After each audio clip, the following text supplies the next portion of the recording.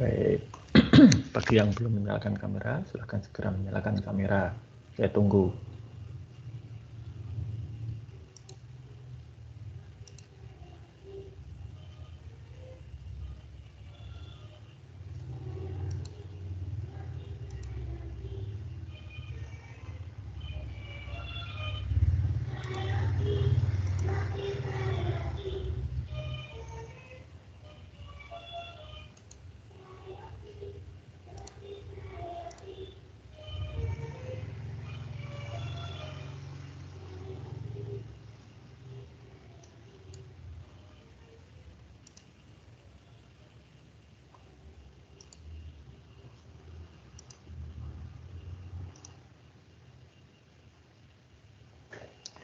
Baik, selamat pagi semuanya. Ya, hari ini kita mulai saja perkuliahan kita. Nah, pada beberapa pertemuan yang lalu kita sudah membahas mengenai bagaimana kita menghitung biaya maupun nanti menetapkan harga, tentunya harga jual ya, untuk barang-barang informasi yang nantinya akan dihasilkan dan dijual. Ya. Sekali lagi, tujuan kita menghitung biaya maupun nanti juga menetapkan harga itu ada bermacam-macam. Tetapi kalau kita akan berbisnis, kita akan berusaha, ya. Salah satu doktrin sebagai pengusaha itu apapun yang kita lakukan itu harus kita ketahui, ya, dengan persis. Jadi kalau kalian memutuskan nanti bagi-bagi barang gratis gitu ya, boleh, tidak masalah. Tapi itu harus tahu berapa harganya atau berapa biaya yang kita keluarkan untuk itu. Mau dijual rugi juga tidak masalah selama kita tahu berapa harganya, ya, atau berapa biaya yang kita keluarkan. Nah, terkait dengan barang informasi, Anda tahu bahwa barang informasi itu terutama dalam bentuk digital, ya nggak usah digital lah, barang informasi seperti buku itu kan mudah sekali digandakan, ya. Apalagi kalau buku-buku berbahasa asing, ya, itu difotokopi bisa jadi lebih murah daripada harga bukunya.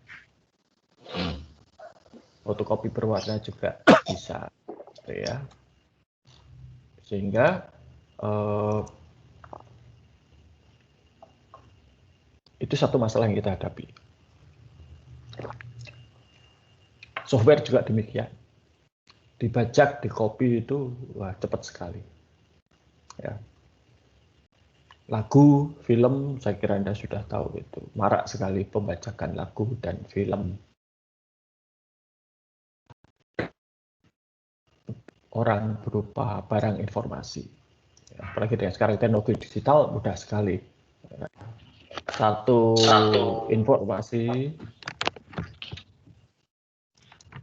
informasi bisa dengan segera digandakan dan didistribusikan dengan biaya yang relatif sangat murah, hampir mendekati nol bahkan beberapa kasus. Baik. Nah, lalu kalau kita sebagai si penjual, kita sebagai si pencipta, kita sebagai si produsen, kita untuk melindungi barang-barang yang barang dagangan kita berupa barang produk atau barang informasi tadi, bagaimana cara melindungi? Ya. Sementara teknologinya berkembang dengan cepat, ya. Teknologi itu kan seperti pisau dengan dua sisi. Bukan pisau, ya pisau lah gitu ya. Teknologi itu netral, bisa digunakan untuk bermacam-macam. Tapi manusialah yang membuat satu teknologi menjadi alat untuk berbuat hal-hal yang tidak baik. Pisau kalau digunakan untuk memotong makanan berguna. Pisau untuk melakukan pembedahan berguna. Tapi pisau digunakan untuk menyakiti, melukai orang lain, itu menjadi satu tindakan kejahatan. Ya. Kita lihat yang lain misalnya. Mungkin Anda sudah pernah mendengar blockchain, cryptocurrency yang terkenal mungkin Bitcoin. Ya. Sebenarnya blockchain dan cryptocurrency, Bitcoin maupun cryptocurrency yang lain itu sesuatu yang netral, diciptakan oleh ya penciptanya itu tidak mungkin ya saya juga tidak, tetapi mestinya tidak dengan maksud jahat. Tetapi ternyata ada orang-orang yang berhasil menemukan cara untuk menggunakan semua itu sebagai sesuatu yang untuk perbuatan yang niatnya itu jahat. Misalnya Bitcoin digunakan untuk di pasar gelap, gitu ya, untuk jual beli barang-barang terlarang. Ya. Saya pernah mendengar cerita, maksud saya tidak buktikan sendiri, ada orang yang menyewa pembunuh bayaran, bayarannya Bitcoin dan lain sebagainya. Jadi tergantung manusianya sebetulnya. Nah, sama juga dengan teknologi-teknologi yang sekarang ini sering sekali dituduh menjadi alat untuk mempermudah pembajakan lagu software itu aslinya diciptakan sebagai sesuatu yang netral, gitu ya. Perkara orang-orang manfaatkannya untuk hal yang negatif itu lain lagi. Oke. Nah, sebetulnya juga kalau kita lihat dari sudut pandang si pencipta, ya, saya itu sudah menerbitkan 4 buku. Ya. Saya bukan penulis buku yang kaya raya seperti J.K. Rowling dengan Harry Potter atau pengarang-pengarang Indonesia, saya nggak tahu, saya tidak terlalu mengemari itu.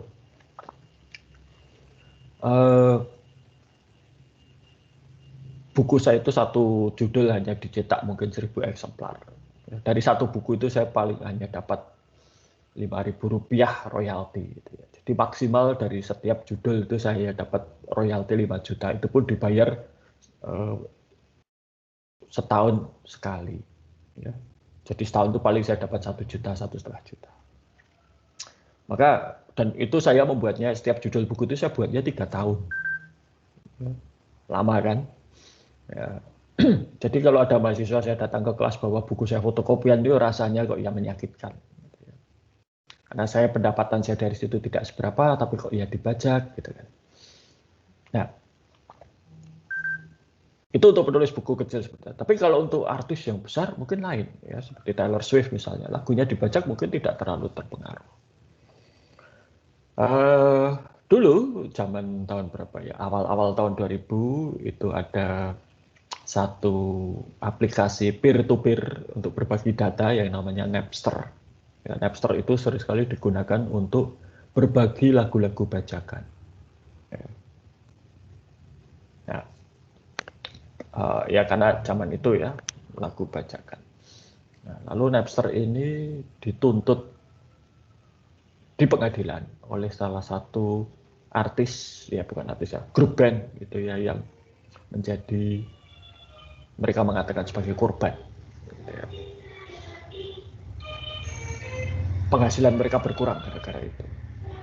Yang menurut saya, dan ya mungkin berkurang, tapi kok pada waktu itu ketika kasus itu diajukan di pengadilan, saya kok mengatakan bahwa grup musik ini kok agak berlebihan. Gitu ya. Dan itu menjadikan saya tidak simpati. Padahal grup musik itu adalah grup musik kegemaran saya.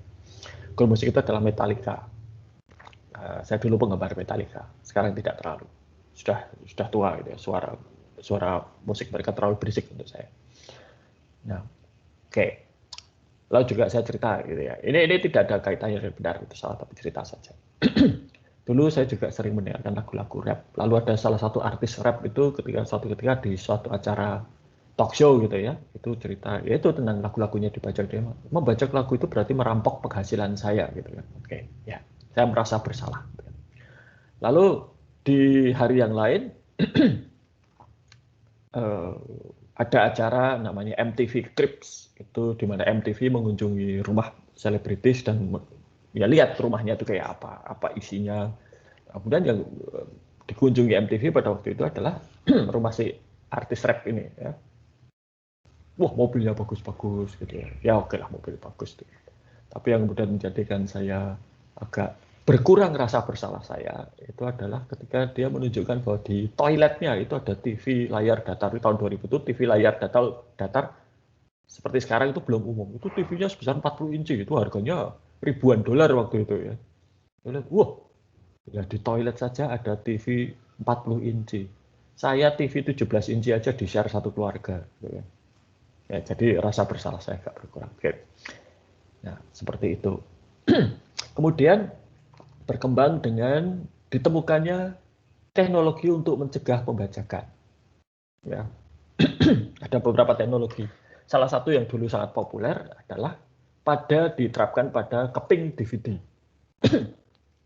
yang biasa digunakan untuk mendistribusikan film. Nah, keping DVD ini, satu, dia dilengkapi dengan satu aplikasi kecil yang mencegah supaya DVD itu tidak dibajak. Dua, DVD itu kemudian dibagi menjadi region. Ada wilayah-wilayah, wilayah 1, 2, 3, 4. Indonesia itu kalau saya nggak salah wilayah 4. Amerika Serikat itu wilayah 1. Sehingga keping DVD dari wilayah 1, kalau diputar dengan pemutar DVD dari Indonesia wilayah 4, itu nggak akan bisa main. Ya. Bagaimana dengan DVD drive yang ada di komputer-komputer? Sama, DVD drive di komputer-komputer juga ada kode wilayahnya. Meskipun kalau yang di komputer itu bisa diganti, tapi hanya bisa diganti 5 kali. Setelah 5 kali, yang kelima itu kode wilayah mana itu yang tetap. Jadi misalnya satu lalu saya ganti 2, lalu saya ganti 2, 1 lagi, saya ke 4 dan ke 1, DVD drive saya akan terkunci di 1. Ya, oke. Dan kemudian dan perlindungan anti pembajakan ini disponsori oleh Asosiasi Musik, Produsen Musik dan Produsen Film di Amerika Serikat. Jadi kaya. Diluncurkan, ya, dan dalam hitungan hari seorang anak remaja dari Skandinavia meluncurkan satu software kecil yang bisa ngakali proteksi anti pembajakan tersebut. Lalu kemudian juga muncul berbagai macam teknik maupun juga aplikasi kecil yang bisa mengatasi kode wilayah. Jadi region ya, DVD itu menjadi tidak berguna. Nah, jadi kalau kita akan melindungi barang-barang informasi yang kita buat itu dengan teknologi, tidak lama kemudian akan muncul teknik atau alat ataupun juga aplikasi yang akan mengatasi atau membypass perlindungan tersebut. Nah, kemudian akhirnya muncul satu solusi yang lebih elegan, satu solusi yang lebih bisa diterima oleh banyak pihak. Di satu sisi, produsen maupun para pencipta dari barang informasi itu tetap mendapatkan haknya berupa royalti. Ya. Di sisi yang lain, para konsumen juga bisa mendapatkan barang informasi yang mereka butuhkan secara legal. Kuncinya adalah apa? Pada harga. Nah, salah satu, ini pengalaman pribadi saya, salah satu hal yang menyebabkan saya tidak begitu suka beli album utuh itu adalah kalau lagu ya, karena tidak semua lagu di situ tuh saya suka dalam satu album. Nah, apapun, bahkan album campuran dari berbagai artis pun tidak semuanya saya suka. Paling 2-3 lagu. Ya, tapi saya tidak bisa beli CD-nya juga bisa dipatah-patahkan gitu lalu saya beli, nggak bisa. Dan kemudian muncul solusi yang secara mengejutkan ya bukan mengejutkan sih, tapi diluncurkan oleh Apple. Ya. Jadi Apple pada waktu itu meluncurkan alat pemutar musik digital, iPod ya. Sekarang iPod mungkin sudah tidak terlalu laris, sudah nggak ada mungkin. Nah, iPod ini ketika diluncurkan oleh Apple berpikir, kalau nggak ada lagu yang dimainkan, lalu bagaimana? Ya. Maka kemudian Apple meluncurkan layanan iTunes, di mana para pemilik iPod maupun juga orang lain ya, bisa membeli lagu. Dan hebatnya adalah lagunya itu bisa dalam bentuk bundling, ya. Masih ingat ya bundling minggu yang lalu? Satu album, atau kita bisa beli eceran per lagu. Harganya tentunya berbeda. Tapi Pada waktu itu di Amerika Serikat ini cukup laris karena apa? Satu lagunya itu murah sekali, 99 sen dolar. Lebih jauh lebih murah, bahkan kurang dari separuh harga satu cangkir kopi. Satu cangkir kopi itu kira-kira 2 dolar. Jadi kalau 99 sen bisa dapat 2 lagu. Kopi diminum sekali habis, 2 lagu ini bisa dinikmati selamanya. Dan kemudian juga Apple itu berusaha, ini satu hal yang bagusnya, mereka berusaha memahami konsumennya. Ingat ya, ketika kita akan menetapkan harga itu kan harus paham konsumennya itu bagaimana toh perilakunya, tingkah lakunya. Jadi mengapa orang itu membuat salinan atau kopian dari CD misalnya, CD musik? Karena orang-orang ini melihat CD itu ada keterbatasannya, yaitu apa? CD-nya itu secara fisik mudah sekali tergores. Jadi kalau CD itu supaya awet kan harus ditempatkan di wadahnya atau wadah khusus ya, tidak boleh tergores, harus mulus gitu ya permukaan yang nanti dibaca.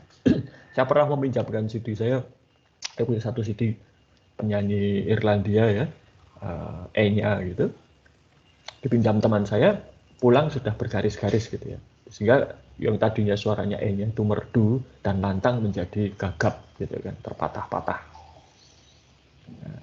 Nah, kenapa orang kok membuat atau membajak CD? Jadi kalau Anda punya CD musik asli, lalu Anda copy, itu Anda sudah melakukan pembajakan. Tapi kenapa itu dilakukan? Ya karena CD ini harganya mahal, satu ya. Lalu tidak fleksibel. Saya ingin mendengarkan musik itu di rumah. Saya ingin mendengarkan musik itu ketika di kantor. Saya ingin mendengarkan musik itu ketika di mobil sambil nyetir. Ya. Tapi saya hanya punya satu. Dan kalau itu saya bawa kemana-mana, kemungkinan rusaknya besar. Kalau itu saya tinggal di mobil, kepanasan, melengkung, tidak bisa dimainkan. Kalau saya tinggal di kantor, mungkin tergores dan lain sebagainya. Maka saya buat kopian yang asli saya simpan, yang kopian itu yang saya mainkan. Nah, ini dipahami oleh Apple. Dia Apple kemudian mengizinkan lagu iTunes yang sudah dibeli itu diakses dari 5 perangkat yang berbeda. Mau dari iPod bisa, dari PC bisa, dari Mac bisa ya, dan pakai iPhone, iPad juga bisa. Kalau sudah lebih dari 5 tidak bisa. Ya. Lalu juga fleksibilitas yang berikutnya adalah kalau misalnya komputer tempat saya menyimpan iTunes itu rusak, harddisknya crash misalnya, saya tidak perlu khawatir kehilangan lagu. Karena apa? Saya tinggal download lagi dari iTunes. Ya, harga 99 sen. Nah, harga 99 sen ini lagunya itu diberi proteksi anti pembajakan tadi. Boleh di copy 5 kali gitu ya, atau di 5 perangkat yang berbeda. Setelah itu nggak bisa lagi. Dan Apple mengubah kebijakannya. Oke, mereka kemudian mulai jualan lagu-lagu yang tidak pakai proteksi anti copy. Tapi harganya sedikit lebih mahal, 1 dolar 20 sen, 30 sen lebih mahal. Ya dan laris, ya, cukup bagus. iTunes Store itu pada masa jayanya itu adalah toko musik terbesar ketiga di dunia, dan bahkan mereka tidak punya toko, hanya digital. Ya. Bahkan sampai kemudian di beberapa acara penghargaan musik, ya, itu ada kategori lagu yang paling banyak didownload. Informasinya diambil dari mana? Dari iTunes. Sama seperti kalau lagu-lagu yang masuk dalam top 20 itu, lagu-lagu paling laris itu datanya diambil dari mana? Dari Billboard. Gitu. Nah,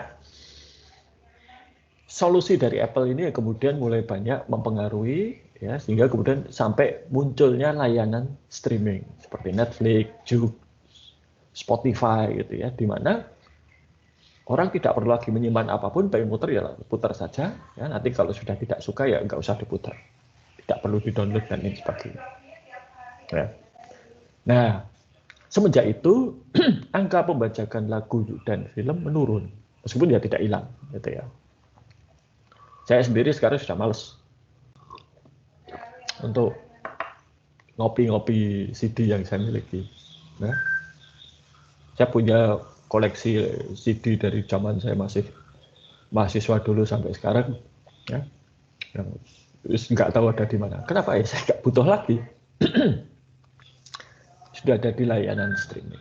Nah, itu antara lain cara untuk melindungi karya kita ya. Jadi dan ini kembali lagi kepada pembicaraan kita sebelumnya mengenai penetapan harga, supaya harganya itu masuk akal, ya. Dan konsumen bersedia untuk membayar. Sebagian besar orang itu bersedia tidak membajak, menghormati karya cipta orang lain selama itu harganya masuk akal. Kalau harga tidak masuk akal ya siap-siap dibajak. Oke. Nah, ada cara lain untuk melindungi karya cipta kita, yaitu yang disebut dengan sebagai perlindungan hukum, yaitu yang dikenal dengan istilah hak atas kekayaan intelektual atau HAKI. Oke, ini saya share ya. Dan inilah HAKI. Kita akan bicara. Ini adalah perlindungan secara hukum bagi barang-barang ataupun juga produk informasi yang kita miliki dan kita buat untuk dipasarkan. Ya. Ada berbagai macam tipe atau jenis hak atas kekayaan intelektual, ya, dan ini semua ada peruntukannya. Nah, di sini akan saya kenalkan ini supaya nanti Anda bisa memilih kalau Anda akan menghasilkan barang informasi, tipe hak atas kekayaan intelektual mana yang akan Anda sematkan, dan itu kemudian akan menjadi sebentar ya.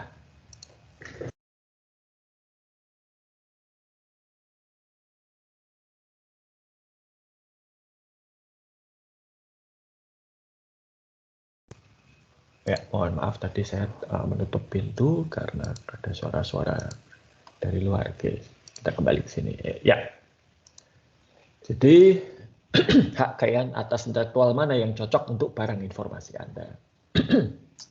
Oke, ragamnya apa saja?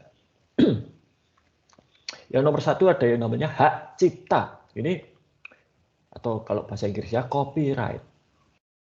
Copyright itu artinya right, siapa yang berhak untuk menggandakan dan kemudian menjual karya cipta tersebut. Copyright, hak untuk menggandakan. Nah, ini ada undang-undangnya, yaitu Undang-Undang Nomor 19 tahun 2002 tentang hak cipta. Jadi ini kita terlindungi kalau di Indonesia. Hak cipta adalah hak eksklusif bagi pencipta atau penerima hak untuk mengumumkan atau memperbanyak ciptaannya atau memberikan izin untuk itu dengan tidak mengurangi pembatasan-pembatasan menurut perundang-undangan yang berlaku. Jadi kalau Anda punya hak cipta ini biasanya disematkan pada buku, lagu, film. Ya.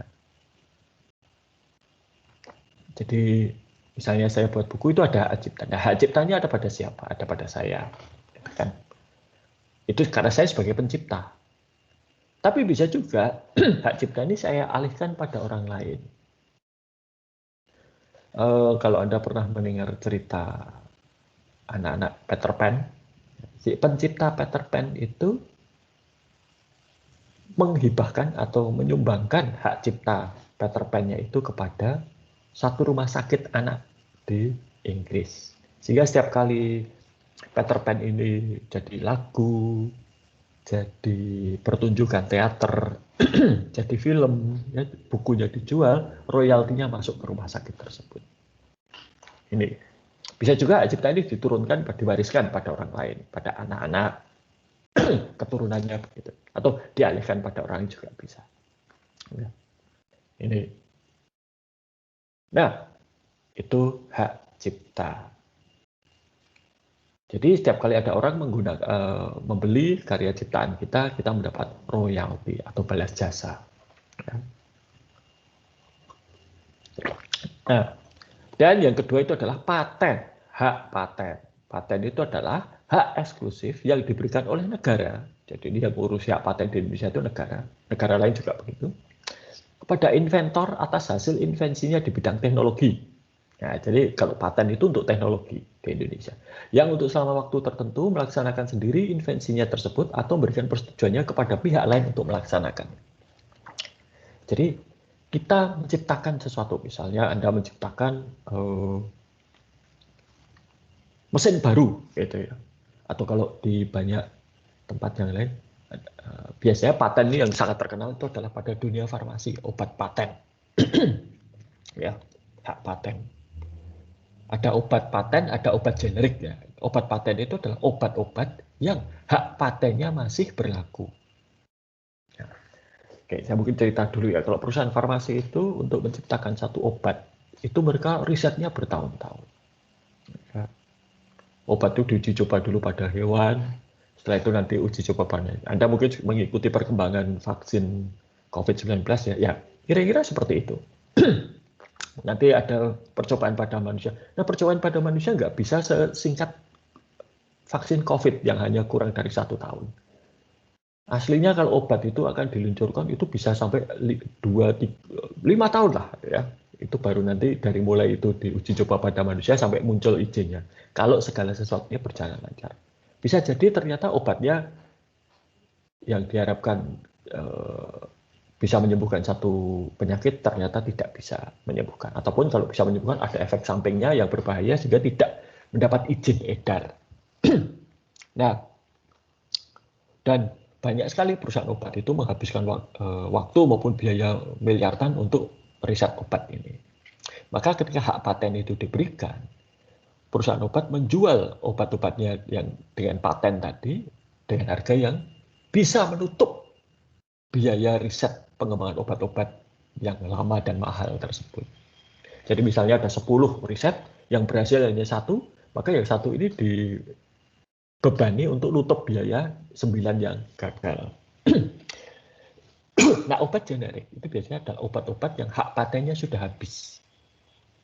Sehingga perusahaan lain yang bukan pemegang hak paten bisa memproduksi obat tersebut karena sudah tahu resepnya. Jadi kalau Anda tahu resep satu obat, kalau itu masih ada hak patennya, Anda tidak boleh membuat dan mengedarkan tanpa izin dari si pemilik paten. Nah, boleh satu obat itu diproduksi oleh bukan pencipta patennya, tetapi nanti ya sama seperti hak cipta harus bayar royalti. Ya. Di Amerika Serikat itu ada yang namanya fair usage. Jadi hak paten itu nggak boleh dimiliki sendiri lalu, oh ini kamu nggak boleh niru, nggak boleh pakai ini nggak boleh. Ya, harus boleh dipakai. Tetapi yang menggunakan hak paten itu harus memberikan kompensasi yang wajar. Ya. Nah, hak paten ini juga banyak pada teknologi, gitu ya. Beberapa tahun yang lalu di Amerika Serikat itu ada satu perusahaan elektronik besar namanya Motorola. Anda mungkin pernah mendengar. Motorola itu punya divisi yang memproduksi handphone. Nah, pada satu ketika tiba-tiba divisi handphone Motorola ini dibeli oleh Google dengan harga miliaran dolar, 6 miliar dolar atau berapa saya nggak lupa.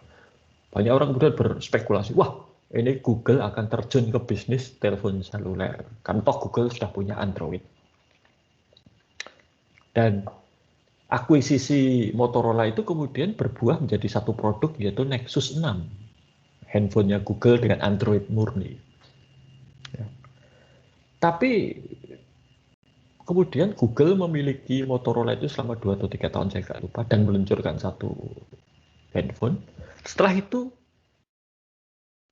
divisi handphone Motorola ini dijual oleh Google. Kemana? Ke Lenovo. Ya, dengan harga 1 miliar dolar. Pokoknya jual rugi. Beli 6 miliar, dijualnya 1 miliar. Angkanya nggak tahu, saya agak lupa persisnya. Tapi harga jualnya jauh lebih murah daripada harga beli. Lenovo dengan senang hati membeli. Nah, kenapa kok Google membeli Motorola? Google itu tidak akan terjun ke bisnis telepon seluler.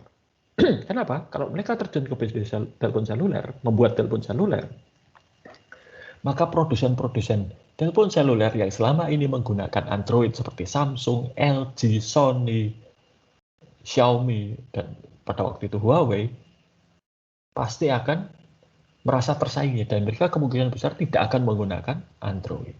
Nah, ini jadi blunder untuk Google, gitu kan? Mereka bisa kehilangan pendapatan dari Android. Lalu apa yang dilakukan?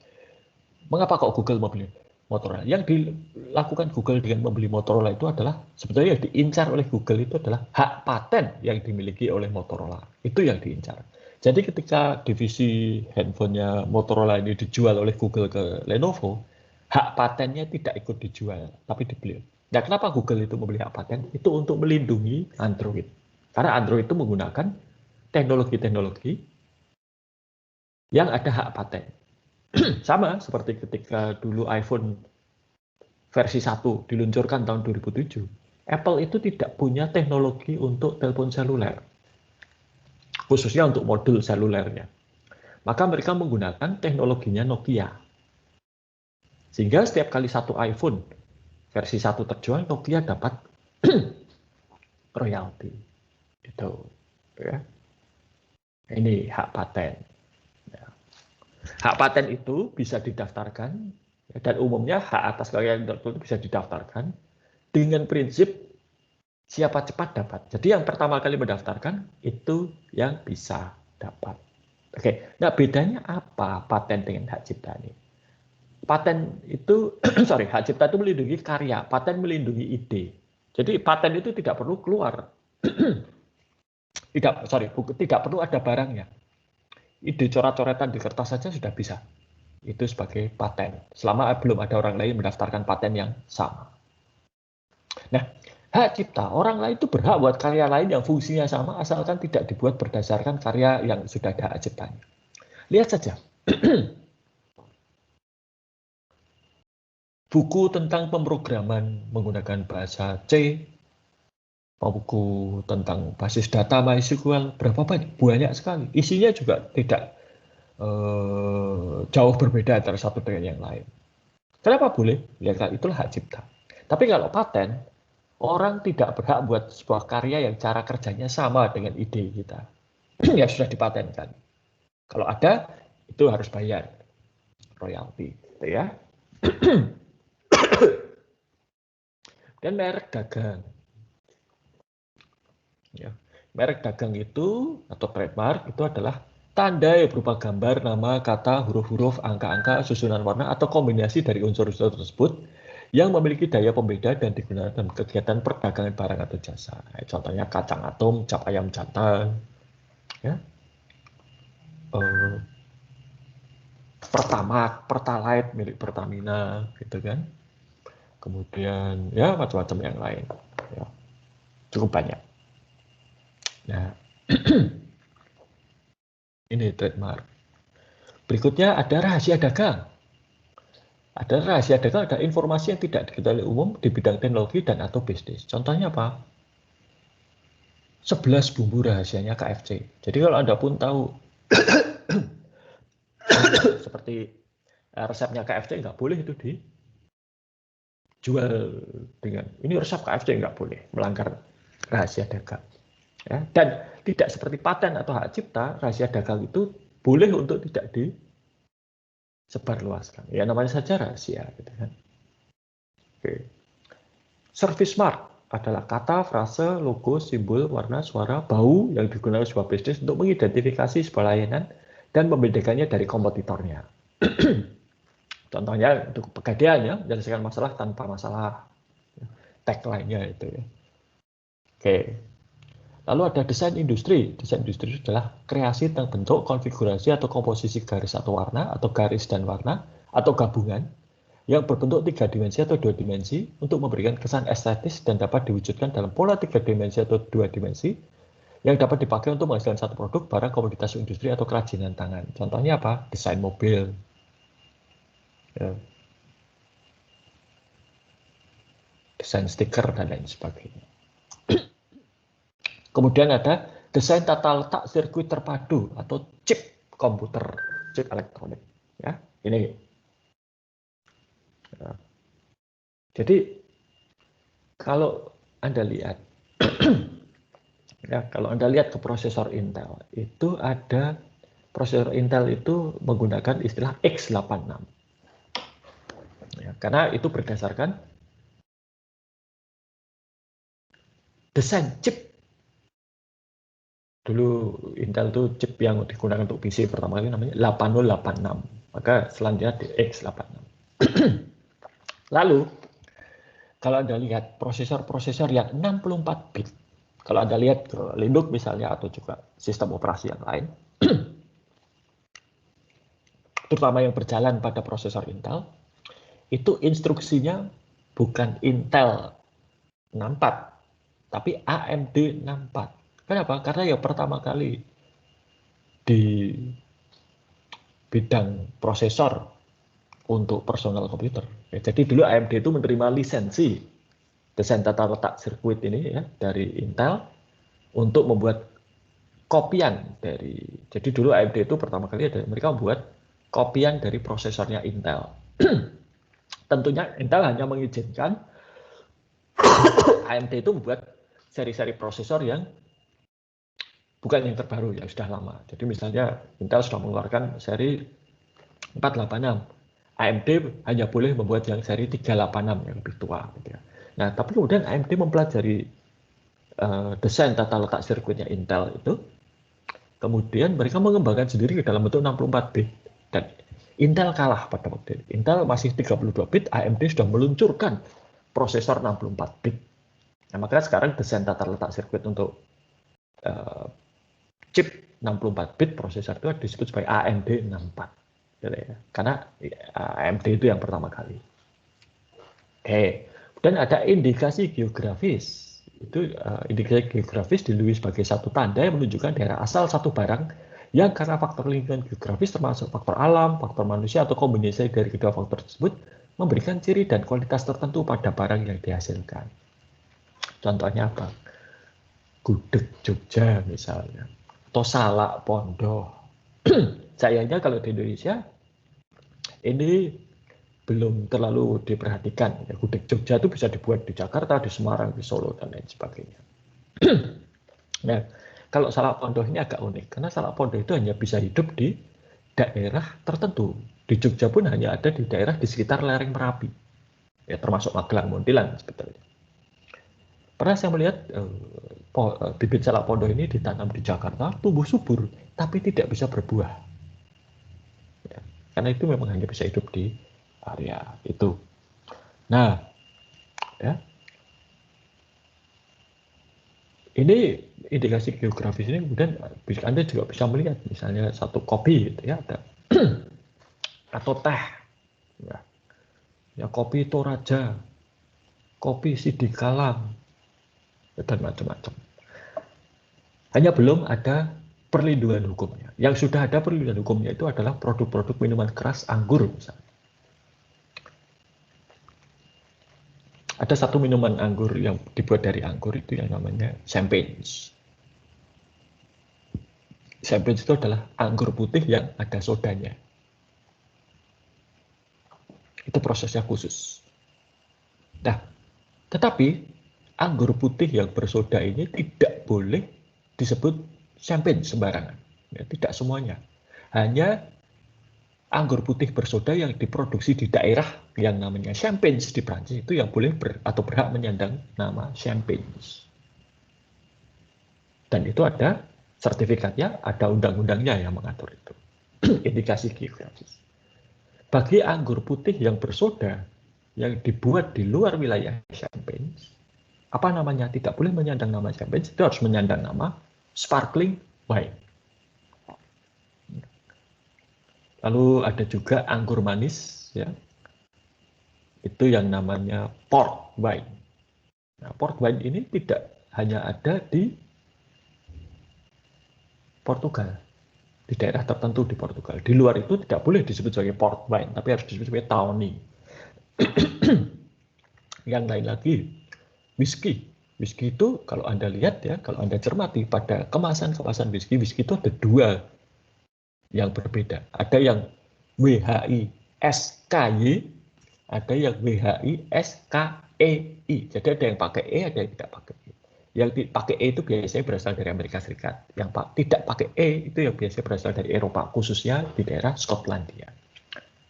Nanti whisky itu ada yang Scotch, ada yang bourbon, ya, ada yang Irish whiskey, ada yang Canadian whiskey, dan macam-macam. Itu tergantung dari di mana dia diproduksi. Oke, kalau yang tidak suka minuman keras, mungkin pernah mendengar istilah daging sapi Kobe. Ya, jadi daging sapi Kobe itu adalah daging sapi yang sapinya itu digemukkan dengan cara khusus. Nah, yang pertama kali menemukan dan menggunakan metodenya adalah di daerah Kobe di Jepang. Mana sapi Kobe itu khusus untuk penggemukannya. Satu, kandang mereka sempit sehingga tidak banyak bergerak. Kalau banyak bergerak nanti yang muncul bukan lemak yang akan buat dagingnya empuk, tetapi justru otot yang buat dagingnya keras. Lalu sapinya nggak boleh stres. Supaya tidak boleh stres, gimana? Karena stres itu akan menimbulkan dagingnya jadi keras. Supaya tidak stres, bagaimana? Diputarkan musik klasik, bukan musik metal misalnya. Lalu mereka diberi makanan bergizi dan diberi minum bir. Kenapa bir?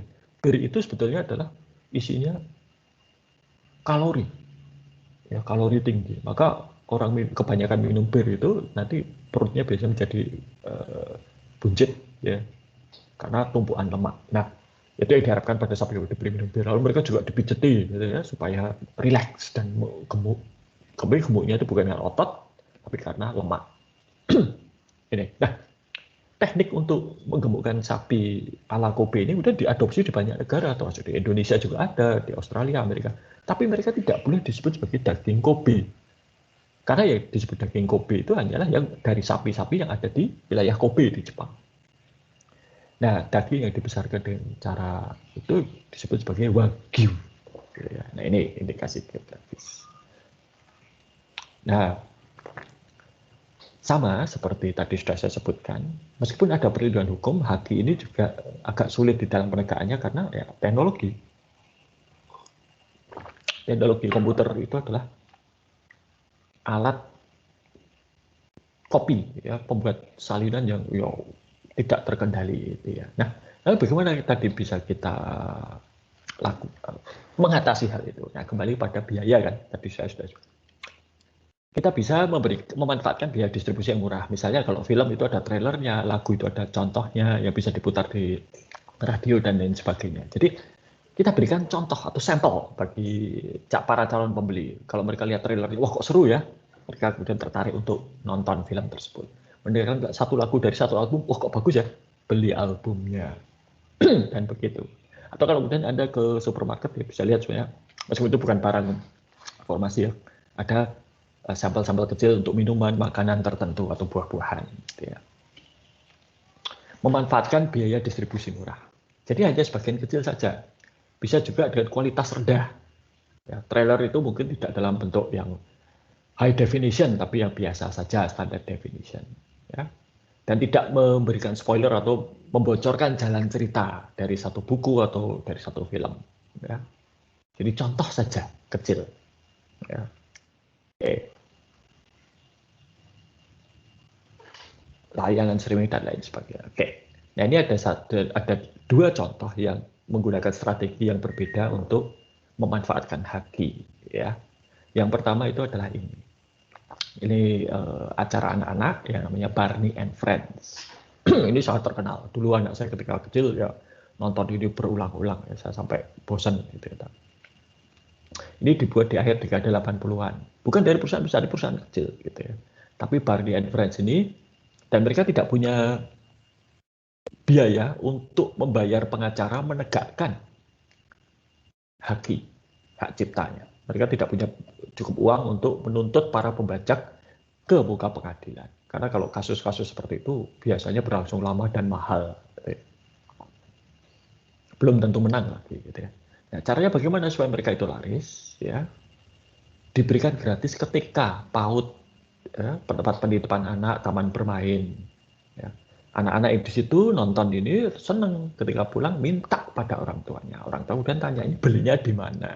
Ya dibelikan. Jadi memaksa orang untuk membeli. Gitu ya. Lain lagi dengan Yudawan Disney. Disney itu perusahaan besar, raksasa hiburan, dan mereka punya banyak pengacara yang siap untuk menegakkan hak atas kekayaan intelektual yang dimiliki. Ya. Jadi kalau ada pembajakan, pengacara Disney akan datang. Ya. Ada tempat penitipan anak, TK Playgroup yang memutar film Disney tanpa izin khusus. Karena film itu kalau dibeli, itu izinnya adalah izin untuk dipakai personal, lisensinya. Ya. Tapi kalau akan ditayangkan ke banyak orang, nah itu izinnya beda. Lalu ada 3 tempat penitipan anak di Florida yang dindingnya dihiasi dengan gambar-gambar karakter Disney. Ketahuan oleh Disney, dituntut mereka harus menghapus gambar itu. Ya, ini bedanya. Kalau punya uang banyak, bisa menegakkan hati. Tapi kalau tidak, ya susah gitu ya. Oke, strategi produk serupa tapi tak sama. Contoh, ini contohnya terpaksa harus pakai majalah Playboy. Ya. Tapi tidak akan saya tayangkan gambarnya. Playboy itu seperti yang Anda tahu, isinya antara lain itu adalah gambar-gambar wanita yang diharapkan menarik bagi pria. Ya. Nah, Playboy ini dalam era digital kemudian mereka memberikan satu foto sebagai sampel. Ini loh foto yang ada di edisi ini. Ya. Kalau ingin lihat foto-foto lain silahkan beli majalahnya edisi lengkap. Tiap foto itu ada watermarknya. Ya. Produksi dari hak ciptanya ada pada Playboy. Nah, hebatnya oleh Playboy ini gambar itu boleh di-download dan didistribusikan yang gratis tadi ya. Selama tidak menghilangkan informasi digital hak cipta ini. Jadi copyright atau hak ciptanya Playboy itu jangan dihilangkan. Boleh. Nah, dengan demikian bahkan Playboy itu bisa melacak gambarnya itu sudah nyebar kemana saja. Mereka bisa melihat seberapa efektif promosinya. Ya. Jadi selama itu tidak ngutak-atik gambarnya, tidak dihilangkan hak ciptanya, mau di-download, mau didistribusikan, silahkan. Karena itu dianggap oleh Playboy sebagai iklan gratis. Gitu ya. Nah, itu. Contoh lain tentunya antivirus. Ya, ada yang gratisan, ada yang berbayar.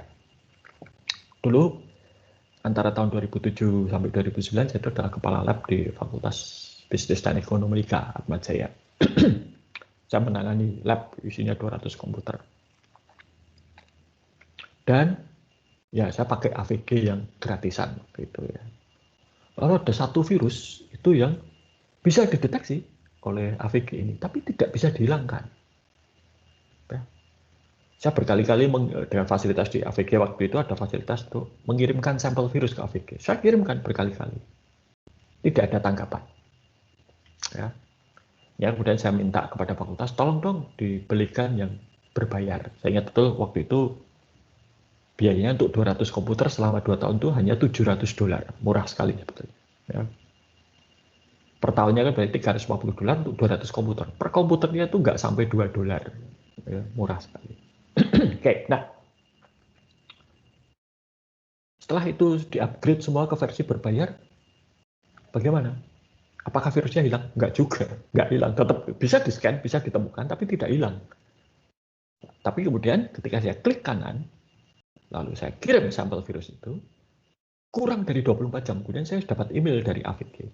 Sampel virus sudah diterima, sedang kami teliti, akan segera dikeluarkan update-nya. Dan total kurang dari 48 jam saya sudah dapat update yang bisa mendeteksi dan menghapus virus tersebut dari jaringan.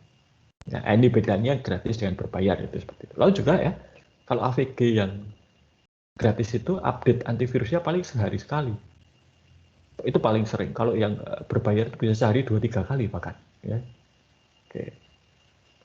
Nah, dengan pemberian sampel-sampel gratis tadi, entah buku, entah gambar, entah cuplikan trailer, cuplikan trailer dari film, ya, potongan lagu, itu calon pembeli tahu produknya seperti apa. Kalau itu software, mereka bisa mengujinya dulu dengan versi gratis. Apakah sesuai dengan kebutuhan mereka atau tidak. Konflik atau tidak dengan sistem mereka. Ya. Memberikan sampel gratis produk informasi itu tidak menambah biaya produksi, hampir nol. Ya. Nah, masalahnya kemudian adalah seperti antivirus itu, bagaimana meyakinkan mereka untuk tidak beralih ke yang gratis, tapi pilih yang berbayar. Gitu ya. Maka itu dengan versioning. Maka kalau Anda lihat di sini, yang gratis itu fiturnya ada 4, yang berbayar banyak sekali. Ya. Nih. Nah, kembali ke masalah lagu dan film tadi, lagu terutama, ya, pembajakan lagu menurut drastis ketika Spotify itu mengeluarkan versi gratis. Anda kan bisa toh mendengarkan Spotify gratis, hanya saja setiap setengah jam iklan. Dan iklannya nggak bisa di-skip. Anda bisa skip atau pindah ke lagu berikutnya yang tidak Anda suka, tapi hanya bisa 5 kali kalau gratisan. Ya. Nah, Anda sebagai konsumen bisa menikmati lagu yang Anda sukai dengan gratis, meskipun beriklan, Hasil pendapatan dari iklan itu oleh Netflix digunakan sebagai untuk membayar royalti bagi pemilik atau pemilik hak cipta lagu. Jadi sama-sama untung, gitu ya. Dan ada juga strateginya itu produk pelengkap, ya. Misalnya bisa cukur antara gagang dan cartridge-nya, printer inkjet itu printer dan tintanya, ya. Kalau Elsevier itu produsen artikel ilmiah, ya. Nanti kalau Anda skripsi Anda akan bisa melihat artikel ilmiah itu. Itu kalau ingin membaca artikel utuh bayar, tapi kalau hanya ingin tahu ini artikelnya apa sih, gitu ya, itu ada abstraknya atau ringkasannya. Ya. Strategi yang sama juga dipakai oleh Kompas maupun Ekonomis dan Wall Street itu apa? Boleh cari arsip artikel yang pernah dituliskan, tapi kalau download harus bayar, ya, seperti itu juga. Nih, nah kita memanfaatkan biaya reproduksi rendah. Tadi streaming itu salah satu caranya dengan memanfaatkan biaya reproduksi rendah. Ya. Sehingga layanan streaming itu bisa dinikmati seperti sekarang. Nah, tadi saya sudah bicara tentang contoh iTunes, ya, fleksibilitas. Ya. Supaya lebih fleksibel ya ada sesuatu yang dibayar. Seperti Anda pakai Spotify, kalau gratisan ya harus rela setiap setengah jam iklan. Harus rela hanya bisa skip 5 kali dalam 1 jam. Kalau tidak ingin itu, tidak ingin iklan ya bayar. Gitu kan. Begitu dengan Apple dulu. Ya. iTunes Store lagunya itu yang ada perlindungan anti bajakan, harganya 95 sen, 99 sen. Yang tidak ada $1.20. Begitu seterusnya. Ya. Jadi ini ya, kita juga harus melihat kalau menetapkan harga itu biaya transaksi. Jadi jangan hanya melihat harga jualnya, tapi juga lihat biaya harus dikeluarkan konsumen. Sebagai contoh ini, kalau sewa DVD itu $3, tapi untuk bisa menyewa DVD itu si konsumen harus datang ke tempat persewaan. Mungkin ada biaya transportasi, ada ongkos parkir, dan lain sebagainya. Sehingga kalau di total, biaya menyewa itu 12,95. Padahal biaya untuk membeli DVD itu 12,95 juga. Ya. Nah, kemudian ada teknologi pay-per-view, streaming. Gitu ya. Sekali nonton $5. Wah, lebih mahal dari DVD. Iya, tapi $5 ini tidak perlu transport, tidak perlu parkir, sehingga total hanya kurang dari 12,95. Itu. Ya. Belum lagi kalau nyewa DVD harus mengembalikan, ya, tambah lagi. Lalu juga pertimbangan harga lain itu seperti ini. Kalau di Microsoft Campus Agreement yang kita pakai itu, lisensinya per user per tahun. Semakin besar jumlah lisensi yang dilanggan, semakin murah per usernya. Dan juga diskonnya semakin besar. Itu disengaja oleh Microsoft.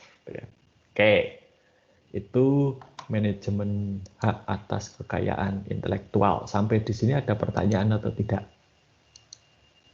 Ada yang belum jelas, ada yang ingin disampaikan? Pak, bertanya, Pak. Oke, silakan Mas Rido. Jadi gini, Pak, tentang pertanyaan saya tadi tentang hak paten tadi, Pak. Saya penasaran sama hak paten tadi. Oke, silakan. Jadi hak paten itu apa memiliki batas waktu nggak, Pak? Kayak misalnya expire gitu. Nah, jadi kalau misalnya hak paten itu memiliki expire, jadi kan itu menjadi kayak public domain ya, Pak. Jadi bebas. Betul. Bisa kayak semua orang bisa memproduksinya secara bebas. Iya, betul sekali. Jadi hak paten, ya, hak paten itu memang ada batasnya. Tiap negara hukum patennya itu berbeda-beda, sehingga berapa lama itu juga berbeda-beda. Kalau saya tidak salah ingat di Indonesia itu hak paten itu 40 tahun. Ya, jadi kalau sudah melewati 40 tahun, ya seperti Anda tadi katakan Mas Rido, itu menjadi public domain. Ya, siapapun boleh memproduksi. Contohnya apa? Lihatlah paracetamol. Paracetamol itu dulu obat paten untuk menurunkan demam dan mengurangi rasa sakit. Ya. Sekarang hak patennya sudah habis. Sehingga paracetamol itu diproduksi oleh banyak orang. Ada yang dengan merek Pamol, Sanmol, Panadol, dan all yang lain. All-nya itu berasal dari paracetamol. Nah, obat-obat generik, kalau Anda pernah mendengar obat generik, itu adalah obat-obat yang hak patennya sudah habis dan menjadi milik publik. semua hak atas kekayaan intelektual itu setahu saya ada batasnya. Hak cipta itu juga ada batasnya. Ya. Maka kalau Anda pernah nanti ya suatu ketika untuk buku misalnya Anda ke Gutenberg, Project Gutenberg, itu ada buku-buku karya sastra yang sudah usianya ratusan tahun seperti karya-karya Shakespeare, itu hak ciptanya sudah tidak ada lagi. Jadi boleh di-copy dan didistribusikan dengan bebas. Gitu. Ya, jadi memang ada batasnya. Hanya saja saya tidak hafal ya batasnya berapa saja. Nanti bisa dilihat pada undang-undangnya itu akan diatur di sana. Itu Mas Ridho. Semoga jelas ya. Ada yang lain yang ingin bertanya? Silahkan.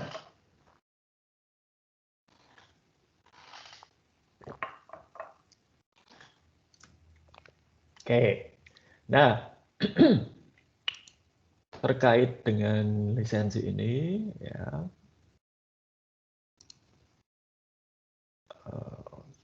Salah.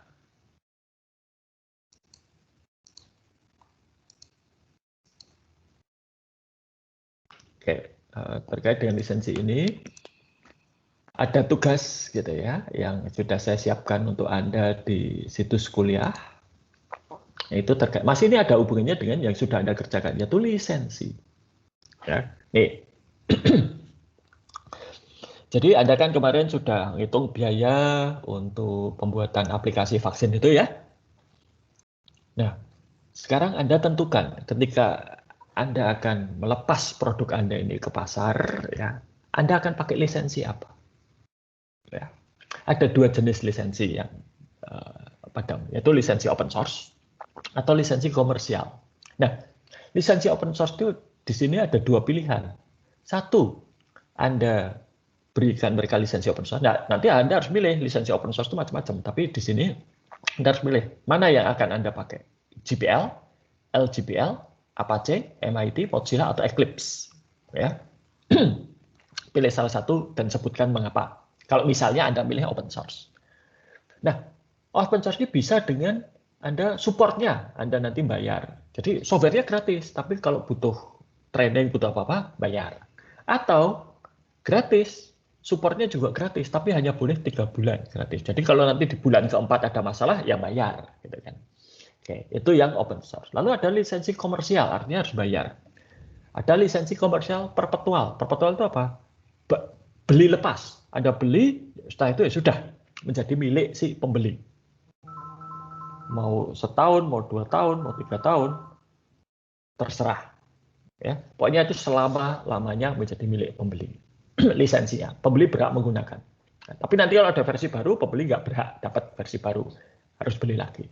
Bisa juga lisensi bulanan, gunakan semaunya, bayar tiap bulan. Atau lisensi per pendaftar seperti Microsoft tadi, ya. 1 orang sekian rupiah, 2 orang sekian rupiah dan seterusnya. Silakan, nanti kelompok Anda putuskan mau open source. Kalau open source yang mana? Dukungan berbayar atau gratis sampai 3 bulan? Atau komersial? Komersial yang mana? Beli putus, bayar bulanan, atau bayar per pendaftar. Per pendaftar itu maksudnya yang nanti daftar vaksin itu ya, per pengguna lah. Gitu ya. Itu. Ya. Kemudian alasannya apa? Mengapa kelompok Anda memilih itu? Nah, dalam memberikan alasannya Anda harus mengingat lisensi ini nanti ada dampaknya pada Anda sebagai produsen maupun masyarakat yang akan menggunakan. Nah, ini nanti silakan dijelaskan mengapa Anda memilih itu dan dampaknya bagi kelompok Anda sebagai produsen maupun masyarakat yang pengguna apa. Ya. Itu tugasnya. Ada pertanyaan atau tidak? Seperti biasa kelompok ya. Oke. Tidak ada ya? Baik, kalau tidak ada, saya kira cukup sekian kita kuliahnya dan sampai jumpa pada perkuliahan berikutnya.